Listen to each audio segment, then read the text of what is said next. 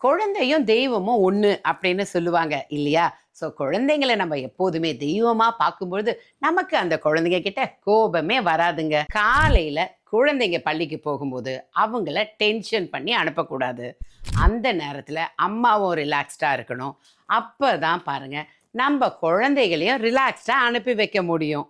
இல்லன்னு வச்சுக்கோங்களேன், அந்த குழந்தைங்க த ஹோல் டே ரொம்ப அப்செட்டாவே இருப்பாங்க இல்லையா?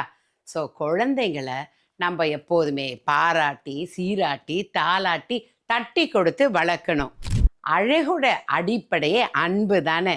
அன்பு, அரவணைப்பு, ஒழுக்க நடைமுறை இதெல்லாம் கண்டிப்பா வேணும்னு தான் நான் சொல்லுவேன். ஒரே ஒரு ஆலோசனை. குழந்தைகள எப்போதுமே நாம அதிகாரத்துல அடக்காம, அன்பால அரவணைச்சு, பண்போடு வளர்ற பிள்ளைக வாழ்க்கையில கண்டிப்பா உயர்ந்த நிலைக்கு வருவாங்கங்க. குழந்தைங்க கிட்ட நாம கோச்சுக்கிட்டாலோ, இல்ல குழந்தைங்க நம்ம கிட்ட கோச்சுக்கிட்டாலோ, நாம என்ன பண்ணணும்? நம்ம தான் போய் குழந்தைங்க கிட்ட பேசணுங்க.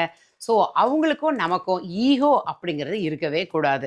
ஸோ நாம வந்து அந்த குழந்தைகளுக்கு என்ன பிடிக்குதோ, அத வாங்கிட்டு போய் அவங்க கிட்ட குடுத்துட்டு, உடனே நம்ம பேசும்போது அந்த குழந்தைங்களுக்கு நம்ம மேல இன்னும் அஃபெக்ஷன் அதிகமாகுங்க. நாம சொல்றத எப்படி குழந்தைங்க கேட்கணும்னு நாம நினைக்கிறோமோ, அதே மாதிரி குழந்தைங்க சொல்றதையும் நாம வெரி குட் லிசனரா இருந்து கேட்கணுங்க. அவங்களுக்கு பாருங்க சத்தான உணவுகள அவங்களுக்கு பிடிச்ச கலர்ல நாம ஹோம் ஃபுட்டா குடுக்கணுங்க.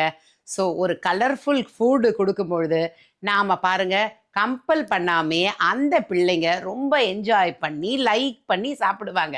இல்லையா? ஸோ நம்ம outside food, junk foods குடுக்கறதுக்கு பதிலா, இந்த மாரி ட்ரை பண்ணி பாருங்களேன். மறுபடியும் ஒரு இன்ட்ரஸ்டிங் டாபிக்கோடு சந்திக்கும் உங்கள் மகா.